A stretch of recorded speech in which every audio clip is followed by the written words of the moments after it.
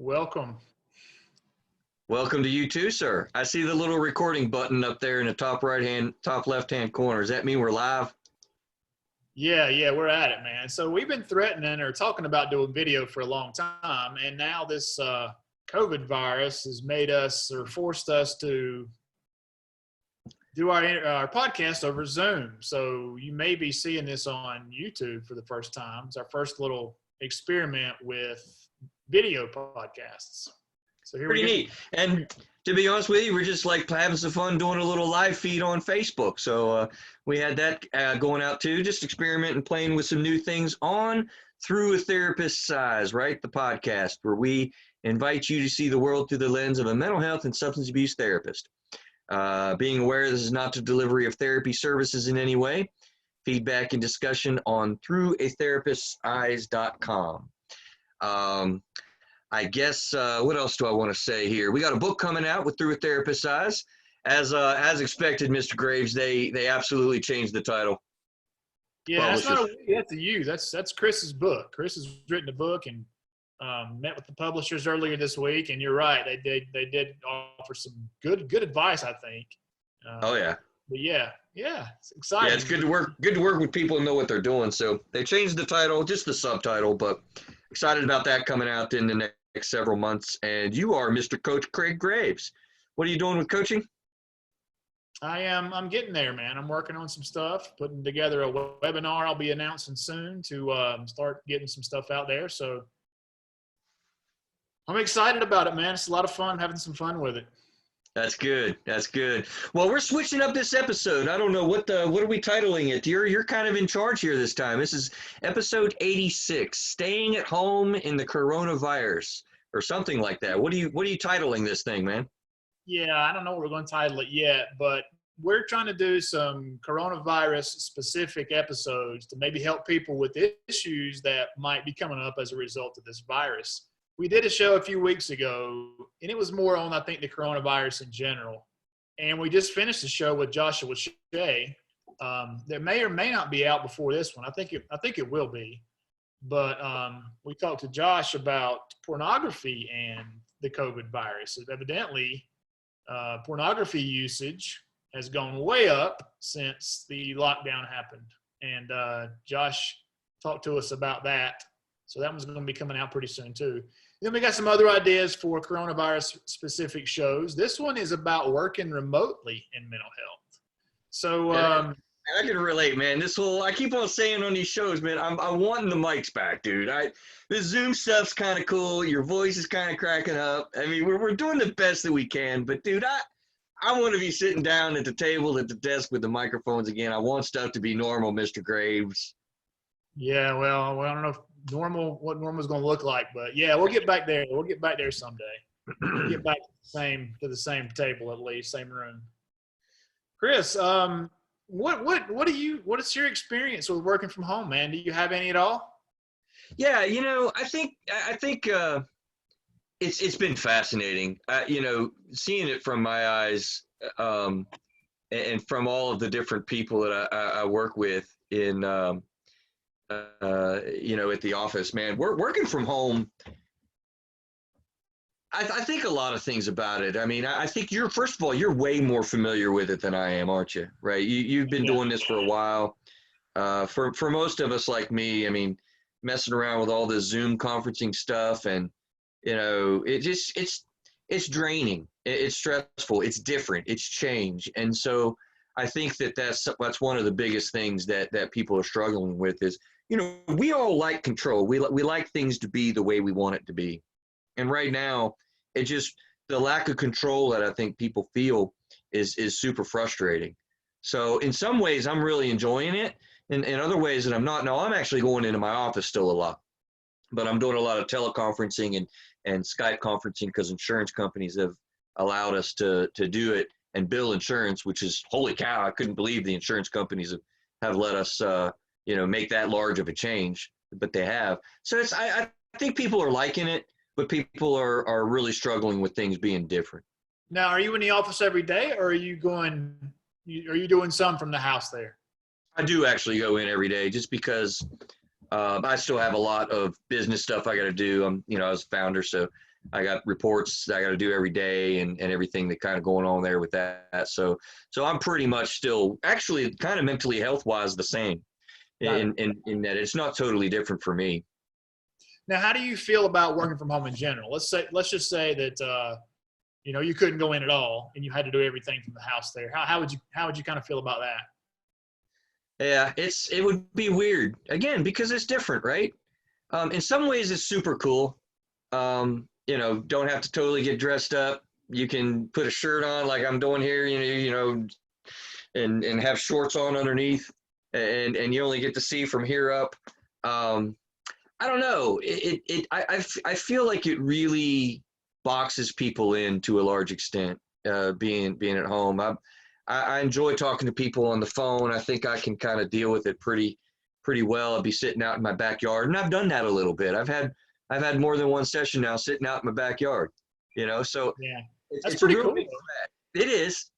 Yeah, it's funny. In fact, I've told my clients the story more than once, man. We got a bumblebee killing contest at the Gazdacombe, right? So I'm sitting there. I got I'm down 3-2, and the first time that I was working out of the home, I had 2 sessions right in a row. So that's 2 hours in my backyard. Man, I was up 10-3. I'm popping bumblebees with my tennis racket, man.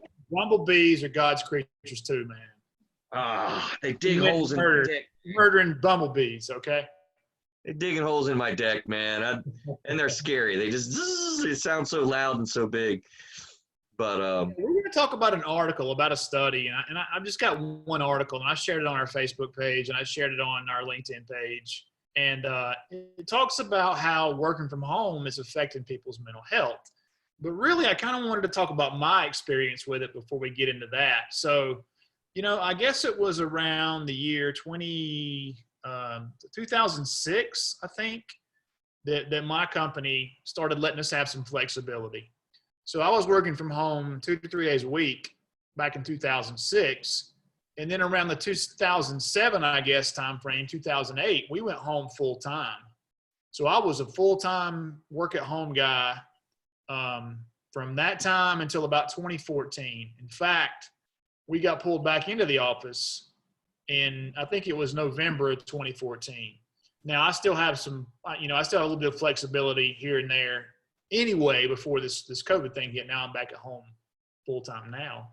But, dude, that is my element, man. I have thrived. I've continued to get, high rankings on my performance reviews, and I can get a lot done for the company, and I can get a lot done at my house. It goes both ways, and it's just less stressful. I can run up and have lunch with the kids, or I could before they got too cool for me. So I could do those kind of things. There's no commute, saves time on gas and stuff like that.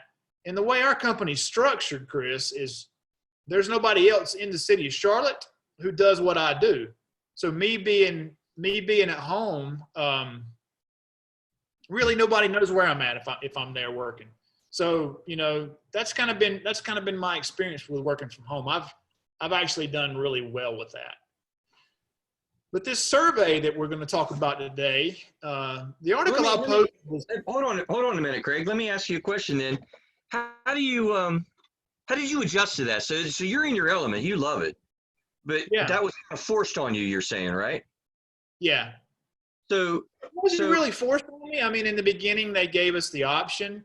I think it got to a point where the company was sending people home, but when I started working from home full time, it was an option. Hey, do you want to go home? Yes. And I was home. And for me, it was kind of a transition. I kind of transitioned into it. I told you I was doing 2 to 3 days a week from home, and then that turned into eventually to full time. So, for me, it was just an easy transition. Okay. Yeah, because I think maybe there's a difference between that transition and having the ability to choose and whatnot. I think part of the struggle people are really having is lots of things like with childcare. Your kids are at home, they're not in school. That is way stressful, Yes. And yeah, that is a whole different ballgame. I mean, it's difficult because of the distractions. Like you say, your productivity stayed up and whatnot. I'd venture to guess a lot of people's productivity just tanks. I know a friend of mine, or actually my wife's, well, who was it I was talking to? It wasn't my wife. Anyway, I was talking to somebody who's got a friend that's staying at home, and they're being completely harassed by, their employer. I mean, document every moment of the day. I want to know what you're doing. So it's almost like, a major hassle to be staying at home to prove that you're actually being productive. Yeah, I think that's the, I don't want to get myself in trouble if somebody hears this, but I think that's an old mentality, man. As long as you get your job done, as long as, if I give you a task to do and I say, hey, get this done by Friday at 5, I don't care if you do it Monday morning, if you do it Wednesday afternoon, if you do it Thursday, I don't care if you do it at midnight on Monday. It doesn't matter. As long as your work gets done, then that's what it's all about, at least in my opinion. And that's how I've managed my employees in the past when I've been in those kind of situations. So I think it's just a change in the mentality of management and the worker, And if I don't trust you to get your job done, I should have never hired you. And I should fire you and hire somebody else that I can trust to get the job done. Right. So this whole documenting every second of the day and, that's ridiculous, at least in my opinion. Well, absolutely. I think anybody would agree with you. The fact of the matter is, like I said, maybe it's just a matter of adjustment with people that are managing their employees for the first time ever like this. I mean, you got to understand, particularly in my field, we're not used to this type of thing. I mean, banking and, different industries that might be more familiar with it. I think there's a lot of people that aren't, which, by the way, might be part of what comes out of this COVID-19 reality is that, a lot of things are being experienced for the first time. I'll give you an idea about that. I mean, I would have been caught dead making this statement a month and a half ago, but I've always believed and still do that therapy face-to-face is ideal, right? And then you got a little bit of a step down doing, video conferencing like we're doing with Zoom and whatnot. And then I would have said, it's a way drop off on the phone. Like that's not effective therapy modality. Now I'm kind of shocked. I'm now seeing it as just a little bit of a step down from the video conferencing thing. I have had highly effective sessions on the phone. I mean, to me, yes. As a matter of fact, one session kind of sticks out in my mind that the conversation I was having with the teenager on the phone, I remember getting off the phone and telling my receptionist lady I was just processing this very same topic. And I was like, dude, that is the best session ever with this particular client.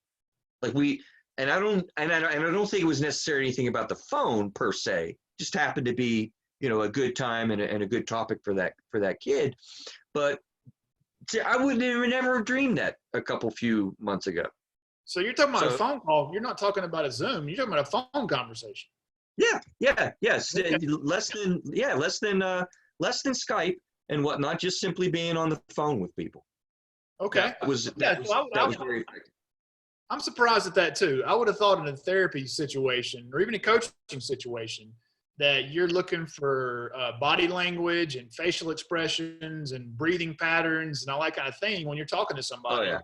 And that would clue you into where they are, mentally and emotionally.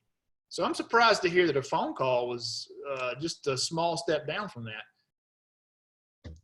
Like I said, man, I was super surprised as well. I'm still kind of amazed at that. The reality of it is that you're still getting a lot of nonverbal communication with your spacing of words and the rapid speech that you have, the voice tones, all that stuff. But don't get me wrong. Now, face-to-face is the ideal. Video conferencing is second best and telephone's third. But that shocked me too. So you've known me for a while now, Chris, and I'm a big proponent of working from home and working remotely and working flexibly and stuff like that. But I will say that I don't think it's for everybody or every position. I would have assumed that being a therapist, it'd be better to be in person, or at least where I can see you. And another example I'll give, I used to run an operations team, and we used to keep the servers running, 24/7. So we had a team, we had somebody on site every minute of the day, 365 days a year. And so when something would go down, when something would break, when a server would stop working, then those guys would get together and, figure out what's going on, and they would fix the issue. If we had some kind of new equipment coming in, then, that those guys could get together and brainstorm on how to fix it or how to set it up or whatever. And so those guys eventually got sent home too. And I was shocked because I thought that they really needed to be there together, face to face, figuring things out. Me, on the other hand, I moved into a new role where I was doing more of data analytics, and there was nobody else in the city that did what I did what I did or do what I do. And so it didn't make sense for me to be in an office. I didn't have to be there. There was nobody for me to collaborate with in that office, right? So I just want to make that point that I don't think working from home is for every job or every person, okay? And so, let's talk about the article a little bit. And I kind of want to hear if you're hearing anything from your clients.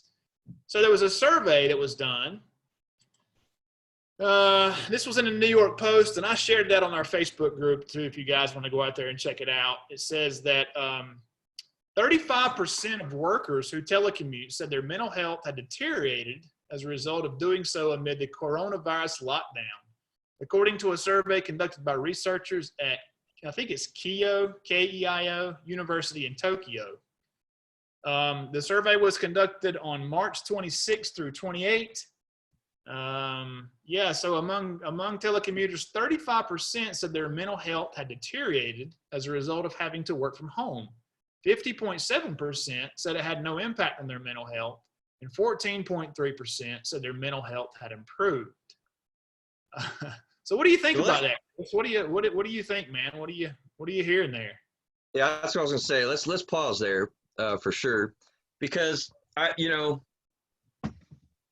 think it's important for people to kind of realize, when you're talking about working at home, since the beginning of this thing, I've been calling for prudent decisions, number one.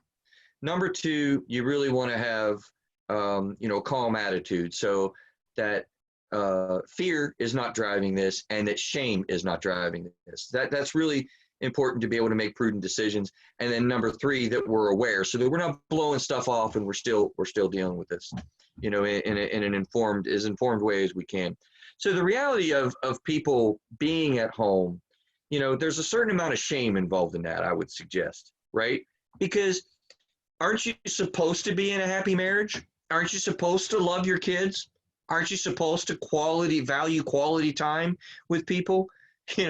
There's these myths, we're supposed to stay at home, play for cheesy, and be just like totally happy. And, the reality of it is that's not quite reality. It's stressful to be around our children.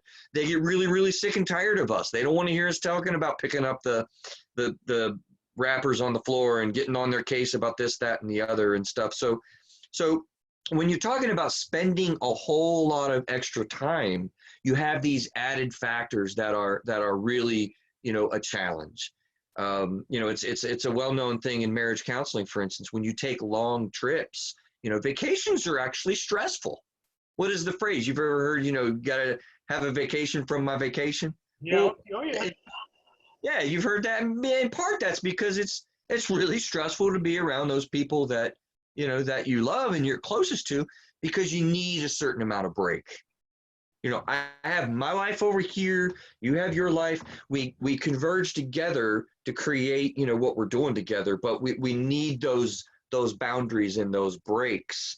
And so when you're stripped from that, and I am concerned as this goes along more and more, the more and more that we're stripped from that, the more and more we're going to have, all kinds of mental breakdowns, domestic violence and fighting arguments and, child abuse. I mean, we've started to kind of highlight the mental health factors. Alcohol sales. I saw an article, alcohol drinking up 30%.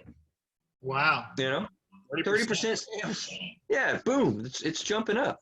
Wow. So I don't know. It's you feel like, I think my main point here is you feel like you're supposed to be happy because you're not at work, you're at home. But a lot of people are really stressed out. Maybe in a way, us adults are a whole lot more like our kids than what we think we are. Because right now, kids are kind of like, I'd be willing to bet. I can't wait for school to be done. This is the best thing ever. And then now we're 3 weeks, 4 weeks into this, and dude, they're losing their mind. They don't know what to do with themselves. Can you imagine? And we're going to imagine it's going to be a reality. Here in about 4 or 5 months, we're going to be coming towards the end of summer. And I think kids are, I'm very, very worried about kids staying at home right now. I feel like it's such a terrible detriment to children. Now I'm supposed to be following your lead, Craig. I feel like I'm jumping off into one other category or topic here with kids at home. Obviously you're the guy, so your input's is valuable. But I think you're right. A lot of my experience with working from home has been, when I did it way back in the mid 2000s or whatever, my kids were either in school or in daycare, and they didn't get home until around 5 p.m. So I had all day there at the house by myself. Now my kids are a little older. My son is 16 and my daughter is 11, and they understand, dad's got to work. So they're doing their schoolwork, and I'll say, hey, I got a meeting, and they'll go upstairs or, go outside and play in the grass or the yard, whatever, while I'm doing my thing. So they're easy to manage, right? Some people have young kids at home who don't understand what that means. I got a buddy down in Wilmington, and he and I spoke today, and I said, hey man, you don't seem like you're yourself. And he said, yeah, me and my girls are annoying each other, So, it was hard for him to get into a groove with his kids being there. And I've heard the same things about, some of my friends have said the same things about being at home with their spouse and how difficult it is to work out of the same household. So my work from home situation is a lot different than other people's when it comes to other people being here. And so my kids are at their mom's once, every other week too, and that helps. So like this week, they're not here at all, and so I'm able to function fairly well. There's no problems for me. So. Yeah, let's stay here if we could then, Craig, because and then we'll get back to the article wherever you're at. Because this is something that I want to kind of highlight a little bit. I've been, bear with me, audience, because it's kind of fresh off my thinking. To be honest with you, I started thinking about this morning in a session with somebody. We were just, kind of starting the therapy session, and we were chit-chatting about stuff. I am really becoming more and more. No, I'll tell you exactly what it was. It wasn't in a session. It was my older kid's school counselor and I were having this conversation, Craig. So she's kind of trained as well. She's a school counselor. And so she and I were kind of kicking this back and forth. And man, you and I are adults. You're talking about your adjustment a little bit. You asked me how I'm dealing with staying at home.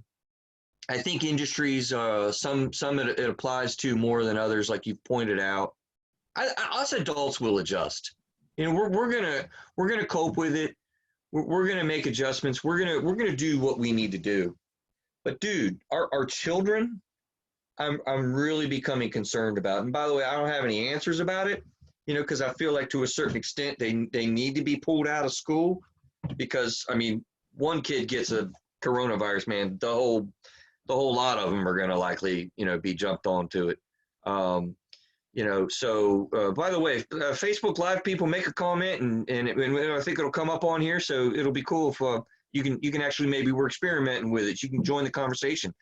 But these kids are really affected socially. They're really affected scholastically. I don't know about your kids, Craig, but dude, mine aren't learning. They're not dialing into the information. Socially, they're not engaging with their teacher, and the teacher-student relationship is really, invaluable. I think we're gonna be, seeing that and studying that. The video game reality, we've got social media. We did shows before that's increasing the levels of anxiety that people are having. This is just sort of honestly off the top of my head when I'm talking about. Kids and the effects on not being in school, it's beginning to really, really concern me. Yeah, that's probably a show in and of itself, but you're right. I mean, I think it's a huge concern for kids being stuck at home. My kids are like, oh, I want to go to school. They're like, man, I wish I could go to school, you know. Wait a minute, your kids are saying I want to go to school or not? My kids, you know, before this thing happens, like, oh, I don't want to go to school. Can I stay home from school? And now it's like, I want to go back to school. So you are hearing that they want to go back. Yeah, mine don't. Mine are quite content. Particularly my older my daughter wants to go back. I heard my son say that, but my daughter, she's like, yeah, I want to go back to school. You know. Well, I think the younger, which is interesting, right? So can we say that there's an effect, you know, from my clinical mind, the older a kid is, the more that's not going to be the case. The younger the kid is, the more important it is to get that socialization and those connections and that engagement, you know, with kids in their grades and in their lives. I think there's a great concern, you know, in the things you wouldn't realize a kid is getting from the classroom. They're missing. Yeah, I understand. Yeah. You're pointing me back to get back to the article, I think, right? Yeah, I think kids and coronavirus is probably a whole topic by itself, you know, and I don't want to get too far off the topic here. So what kind of stuff are you hearing from your clients, man? Are your clients stressed out about working from home, or how are they doing? Let's go back and finish the article that you had, man. Are we done with that? No, just a couple other things I wanted to point out off the article. So it says of the respondents who said doing telework had worsened their mental state, 41.3% said it was difficult to separate their work and personal lives. And I think that's kind of where we are, talking about our kids being home and our spouses being home. So I think that probably makes it pretty difficult. Followed by 39.9% who said they weren't able to do enough exercise, and 39.7% who said they had difficulty communicating with coworkers. So exercise. Well, that's an interesting. 39.9%. You know, for me, man, it's easy to exercise. I got a little home gym, but there are tons and tons of workout people offering free workouts these days. I mean, Spartan Race is doing it. Unbeatable Minds, Seal Fit's doing it. A guy I'm connected with on LinkedIn has a program where he's sending out body weight stuff. So if you're listening to this and exercise is an issue for you, then get in touch with me. And I can turn you on to some of these programs, man. But exercise is something that you can really do anywhere, and you don't really need much equipment to do it besides your body. So don't let that get you down.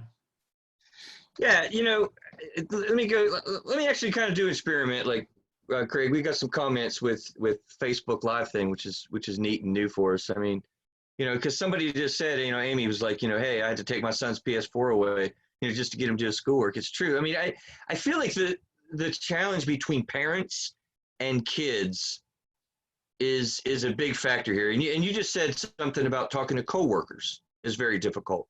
Yeah, communication. You know, communication with coworkers. We are geared and designed to really be in connection with other people. I don't know if it was this show, Craig, or the last show, but I was like, dude, I miss shaking people's hands. I mean, I just met a new client today in my office. And I mean, it's a very important part of relating to each other. I mean, I reach my hand out, you know, I shake their hand, I kind of smile at them, you know, kind of walk through the hallway with them, and immediately that connection starts. And I just feel like people are really missing that. You know, the stat you threw there with coworkers, we are stripped from our ability to make real connections with people, you know, in the workplace, and I'm concerned about that too, actually, as you read that. Yeah, it's interesting you say that. Were you shaking hands today? No, I didn't. Okay, I didn't shake his hand. Good. I want to. I miss it. I was about to give you a hard time for that. You should. Yeah. So, you know, the funny thing is we talk about we're social creatures, and we really are. I mean, there's just no doubt about that. But, you know, I told you in 2014 we got pulled back into the office, and I really don't have anybody in the city that I'm directly working with. But even when I was on meetings with people in the same building, we still did it from our desks, you know, on our phones. It's not like we got together in a conference room and met. And there was a guy, when we first went back in, there was a guy that worked on my team. and he sat in a queue beside me. So there was a divider, and you had to stand up. And if I stood up, it probably came to right here on the top of the wall did. And Right. he and I could have a conversation like I'm talking right now. And we would actually sit there, Chris, and chat and talk to each other on the company chat thingy instead of having a conversation. So I hear what you're saying, but I think in a lot of cases, man, you do what you do. You don't actually have the face-to-face interaction, even if you're in the office. At least that's my experience with it. Well, and yeah, it's you're way more experienced with this than I am. There's no doubt about it.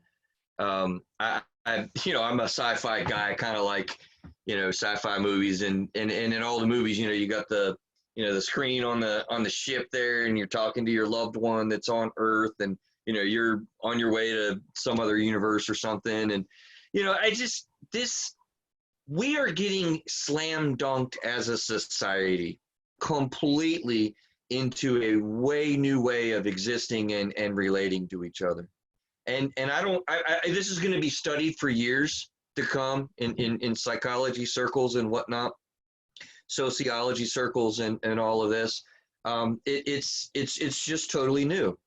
Fascinatingly, interestingly enough, it occurs to me to throw out, and I'm not sure where we're going because I'm trying to follow your lead, I guess, Craig, but I did have somebody that it was talking about as a heavy AA member. So you talk about how is it, what effects for my clients you had asked earlier about staying at home.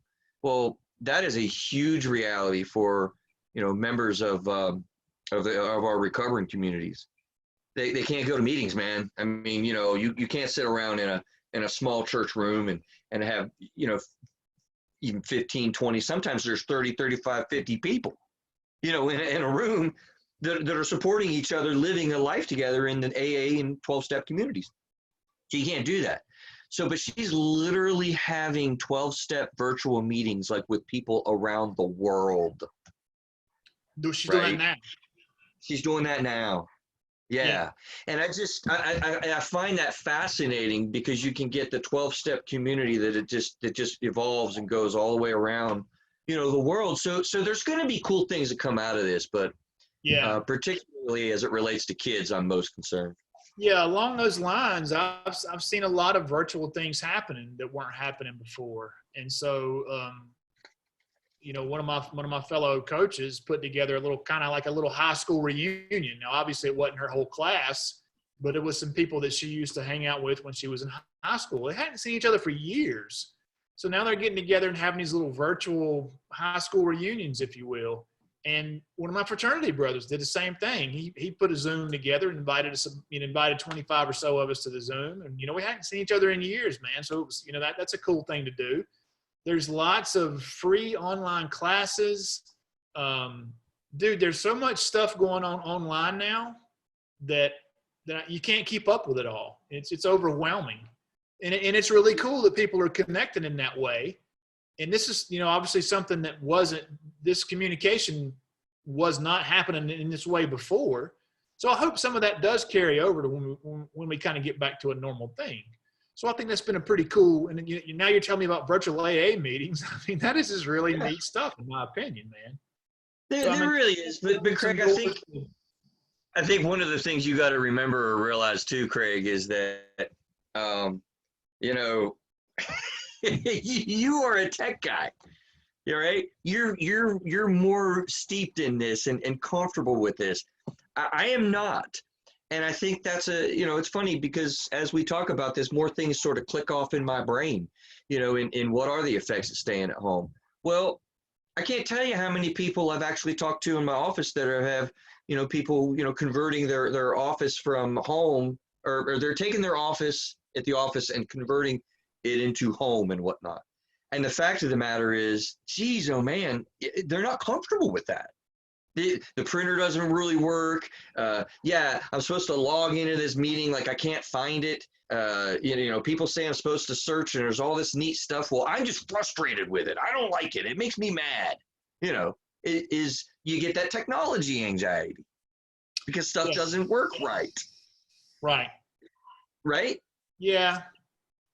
I'm trying to think of how that's different different at home versus an office. So like, you still have your company helpline who can help you, you know. I can tell you how it is. You got a tech support person right there in the office. They're two doors down. At home, I'm like, in a big company, most tech support stuff in a big company is handled over the phone. Only if you've got a hardware malfunction or something like that, do they send somebody out. And in a lot of times, you have to take the computer to them to get some kind of hardware thing fixed. So tech support could be an issue. I can see that, but in other ways, other ways maybe not. Yeah, I think it's tech support. I think it's just familiarity. Somebody on the Facebook Live was saying, yeah, they're in the mental health field and seems to be doing good with virtual visits. I mean, Amy, me too. I'm absolutely doing a lot of those, and I'm not a tech guy, but I'm figuring Skype out, and I'm enjoying that. It's just herky jerky. It works and then it stops working, and it's something that, again, I think I come back to, Craig, in my thoughts as we're talking. It's just different. It's strange. It's awkward, and it's new. And maybe it's going to be great, but I think for at least a little while, people are stressed out over it and about it, and we're trying to figure it out. We're trying to figure it out. The newness will wear off, but yeah, I can see how getting thrown into the fire like we have been, with the other factors at play, like your kids and spouses and all being at home at the same time, could be a strain on your mental state. I can definitely see that. I think as far as my work environment at home over the years, it's been pretty good because I haven't had kids at home. I haven't had a spouse at home. I kind of transitioned into it. I'm not in a role where I'm talking face to face with people on a daily basis anyway. And I can understand how that if you were, not in those categories, how being all of a sudden you're at home working can be difficult for you. Yeah, absolutely. And again, I don't want to paint a bad picture of working from home. We're talking about working from home messing up people's mental health. If you look at that statistic, 65% of people are either okay with it or in a better mental state. 14% are in a better mental state, according to them. So working from home has benefits, it does, definitely does. Yeah, 14% are improved, but that leaves like 80% that are like not. No. 50% said there was no change. Okay, gotcha. They're at an even keel. 35% are like, hey, this ain't good. Right. All right, man. So I kind of wanted to cover a few things people could do. So if you're struggling with working from home, what are some things that you can do to maybe to make things a little bit better? And so I found another article. This one is from workplacementalhealth.org, and it's entitled "Working Remotely During COVID-19." And so, how do I maintain my health and wellness? Well, you got any? What say you, Chris? And then we'll read through these together. What say me about maintaining health and wellness? Yeah, while you're working from home during this deal. Well, Facebook Live people, what do you think? Give me some comments. Help me out. He's putting me on the spot. I usually do that to him. Yeah, now you see how it feels. Hey, I know, right? I know. If I've made you speechless, I'm gonna hang up right now. I know, right? I think really what comes to my mind most is really kind of being able to take those breaks. I think self-care always comes to my mind when we're talking about managing our mental health and managing our emotions and such. We probably have a little bit of a panic feeling that, hey, I'm on the mark. People are watching me. They're telling me to document my productivity, and you got to be. You feel almost an extra pressure to be more engaged and whatnot in your work in when you're kind of being micromanaged and whatnot. So probably becomes way more important to take those 5-minute breaks, those 10-minute breaks, go out to the yard, do that guilt-free, but also physical. You can't forget, when you're at home all day, you got the dishes sitting every day, you got this thing that needs cleaned, you got this crap that needs done. Oh, my husband's going to be coming home, or my wife's going to be home soon. I got to get the nice dinner because I've been sitting here at home. none of that stuff, there's probably just a bit of a head game, because that really weighs us down. The internal pressure that we put on ourselves for those types of things occurs to me as you ask me that question, Cold. So self-care, managing the boundaries, if you're really working at home, you're really working. You're not doing home life, which means, by the way, the kids that need your attention, the kids that are grabbing at you to, play with them and whatnot. Like, prudent decisions with a calm attitude, not driven on fear, but not driven on shame. You're not a bad mom if you're at home ignoring the kids because you're in work hours, taking those breaks, and the other being aware, not blowing stuff off as this is no big deal. That's what comes to my mind, I guess, at first. Good. So you said take breaks, structure your workday, right? Yep. Did you say that? Were there three or just two? Not in so many words structure, but yeah, you're right. Okay. I said that, but. Okay, so how do I maintain my health and wellness? According to this article, right, what you said, keep a regular schedule. And this article has it broken down. 7 to 7:30, I'm waking up, I'm stretching, taking care of kids, animals, whatever. 7:30 a.m., I'm having breakfast with the family, technology free. 8:30, work and check on updates with small breaks every 30 minutes or so. That's 8:30 to 12. 12 to 1's a lunch break. So just like you said, maintain a schedule, structure that day out, and work time is work time, and work some breaks in there. I did good, man. I did good, Cold. I'm proud of myself. I did good, all right. Yeah, you did good. So I do that now. Like I'll plan out my calendar all day. I'll plug things in there, and just like it's doing here. So it's on my calendar, so I can look. So what's next? Oh, okay, I'm taking a break. What's next? Oh, I'm having lunch. So I do that.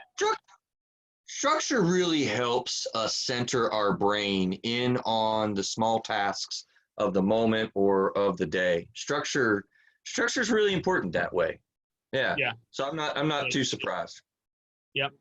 Number 2 was stay connected. Stay connected with family and friends using technologies like we're doing right now: Skype, FaceTime, Google Hangouts, whatever.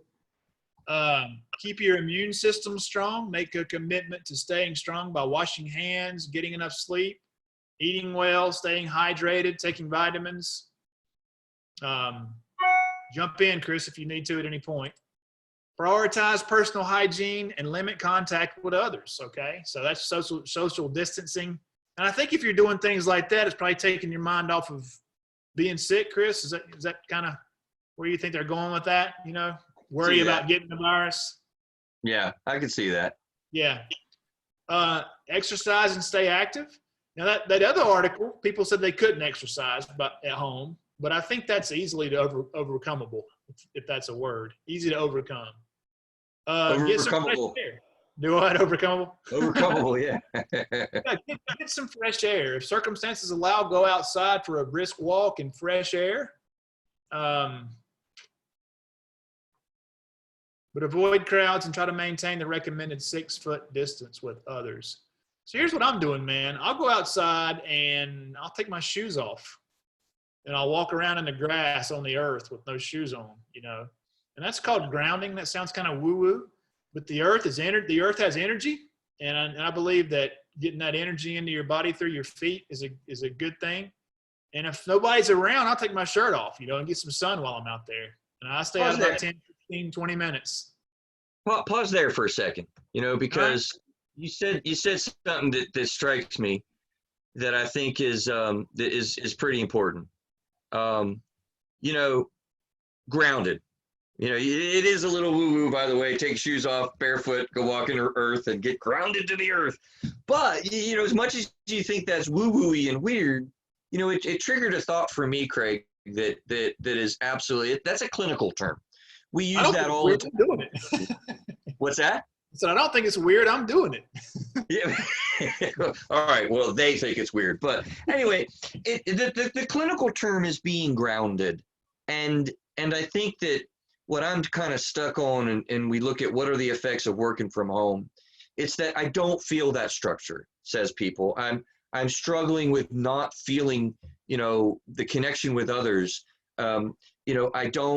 I'm struggling with the added internal pressure of what people are expecting from me. My wife with a meal when I get home, or my kids with entertainment and whatnot. Well, what is the common foundation of all of those things? It occurs to me as we're talking, the common part of all of those things is I don't feel grounded. I feel scattered. I feel, when you're working from home and you're there's this thrust upon you, I'm struggling with feeling in control. I'm struggling with knowing what to expect. I'm up in the air. Everything's loosey goosey. I don't know what tomorrow's going to bring. People don't like that. It's distressing, and it's seriously messing with their systems of anxiety. It's seriously messing with their systems of depression. It's seriously hindering our ability to relax and feel grounded. So what you say is really cool. Yeah, go out and be with the earth for a minute. Yeah, it's okay to do that. yeah, and it's good for you, right? I mean, definitely is. Now, the next two are they kind of go hand in hand, and you kind of be careful. So the first one is stay informed. Knowledge is power, and it's good to stay updated on progress being made combating the virus. Stay informed on the latest updates from reliable sources like the CDC and the WHO. Okay? So. No, no, we don't stay informed with the news. Well, here we go. I said these two go hand in hand. The next one is limit media consumption. Exactly. Avoid continual exposure to news, media, and social media that may trigger or elevate anxiety, stress, or panic. Stay informed by following few authoritative resources, but limit media consumption. And I think that's maybe the best advice that we've said tonight. And dude, it is so really easy to get sucked in. I want to comment about that, Craig, if I could, because I've given that feedback to a lot of my people in office, and Facebook Live people. I'd be curious to hear what you hear about this type of way, because and we did a show on the mass media, and I thought that was a super good show a few episodes back. It has a great impact, I think. What was I going to say? I lost my train of thought, Craig. I was checking out about limiting media. You said you were talking about yes. Because the information that you get is so varied and intoxicated with anxiety and whatnot, and I really am having a lot of my clients that are just kind of sucked into the centrifuge of absolutely too much information. And I mean, you can imagine it. You got the OCD people, or the people that are anxiously and worried and whatnot. I mean, it's just struggling with, rampant, give me more. You ask a question, you get an answer, and then I have another question, another piece of information. It can really absolutely drive anxiety to a whole nother level, and is very concerning. It really, really can. Absolutely, it can. There's a lot going on in the media. I'm not saying it's a conspiracy, but a lot of it's become political, and a lot of the opinions and so-called facts that you hear are politicized, and it's a cesspool of negativity and misinformation. It's interesting. Facebook Live is saying, it's less stress at home, and it goes both ways, but Craig, I think, people might say also, yeah, you don't have as much colleague, back and forth and what would you say, political BS that goes on in the office. It's all cut out. So it's less stressful, and you can actually be more productive, maybe. Yeah.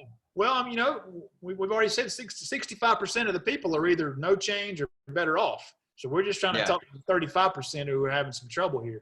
So right. Set boundaries on work schedule. I think that kind of goes along with the first thing we said. When working from home, be sure that you are working reasonable hours. Okay, this is a little bit different. It can be tempting to work more while you have your work at home. However, it can also be taxing on your health and well-being, so stick to a schedule with healthy boundaries. And so when I work from home, before 2014, I was guilty of that because we had these routers that in our offices, our home offices. So my computer was on 24/7. So, I'd be in the kitchen making some dinner or, making a snack, whatever, watching TV, and I would hear my email ding. And the next thing you know, I'm in there working at 9 o'clock at night, Oh, no.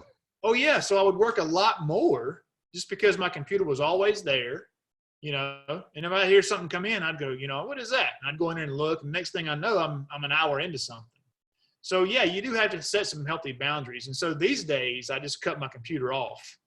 5:30, 6 o'clock, whenever I'm done, bam, it's off. And then I'll turn it back on the next day.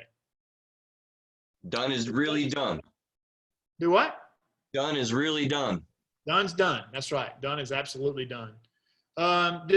Distract and redirect. Engage in activities that benefit your well-being, bring you joy, and distract you from existing challenges. This might include meditation and yoga, often offered free online. You may also enjoy journaling, reading, art projects, cooking with new recipes, breathing exercises, or listening to a calming podcast or music. We kind of talked about this last time with Josh. This is a great time to try some new stuff, So if you've been wanting to start meditating and haven't done it, now's a great time to do that. It mentions yoga. I shared an article today on yoga. It's a great time to start a yoga practice if you're not doing that. Lots of classes. I mean, you can learn just about anything these days from online classes that are out there. Pick up podcasting. Hopefully you're listening to our show. But there's hundreds of thousands of great shows out there that you can choose from. So pick up some hobby. Let me ask you, Craig. So I'm curious.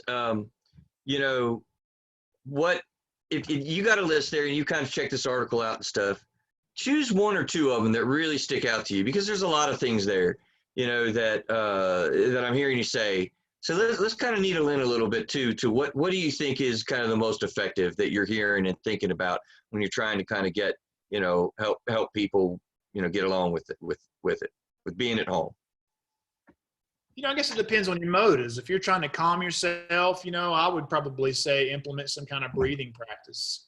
I don't know if we've talked about breathing on the show or how. I know we have, but like specific breathing exercises. But look up Mark Devine's box breathing video if you're having trouble with anxiety and you want some breathing exercises to help with that. If you've just always wanted to do something, if you've always wanted to read a book, I want to read some Ernest Hemingway books. I've read a lot of books about Ernest Hemingway, but never any books by Ernest Hemingway. So, if you've got some project, or if you want to start learning a foreign language, or if you've just got something you've always wanted to do, pick that up. If you're looking for a way to deal with the stress, breathing, yoga is a good way to do that. I mean, there's other things you can do. It talked about calming music, and, just pick something that you've always wanted to do or that you think will help you, and just experiment with it. Yeah. Okay. Honestly, one of the things I heard you kind of highlight there is breathing. I don't know how much time we've got. Where are we at on time anyway? Let me take a peek. I mean, we probably need to taxi in here soon.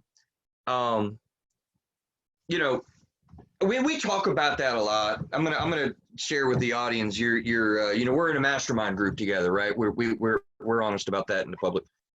And you hear people talk about simple things that we could do, and you give lip service to it. But the reality of it is, and I think that we were telling you on the group, at least I remember commenting to you, Craig, really express that with people. Because we talk about breathing, and I heard you say that a couple times is what I'm kind of hearing the loudest from you, to be calm and, to take those breaths.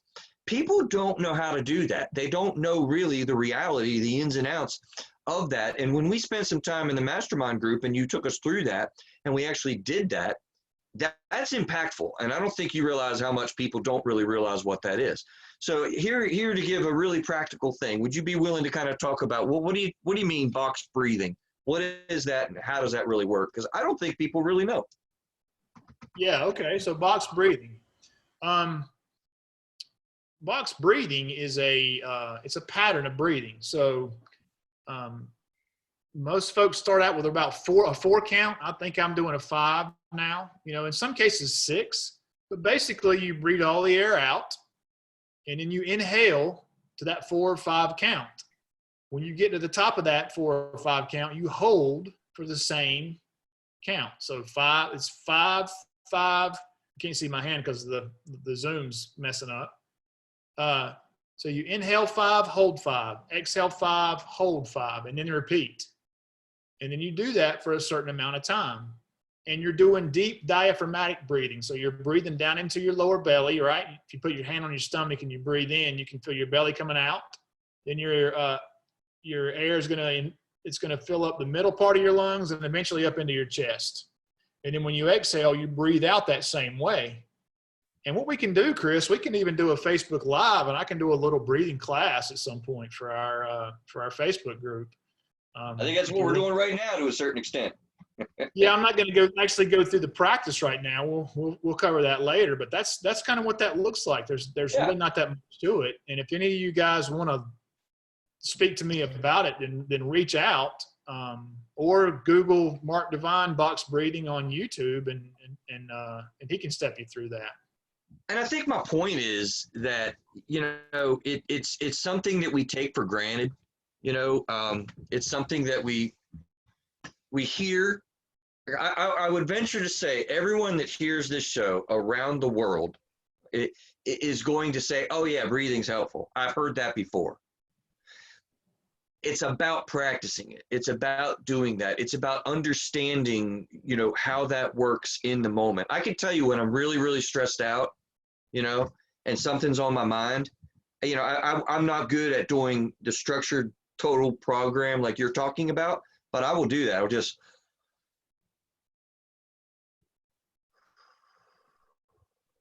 and I find that it just clears my mind out and settles me down.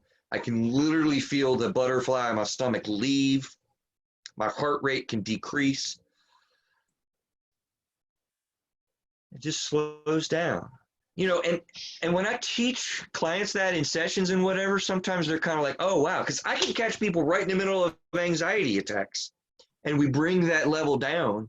And I guess I'm just highlighting how effective that really is. It really is. It does a lot of things to you. It taps into your parasympathetic nervous system, which puts you in a more relaxed state.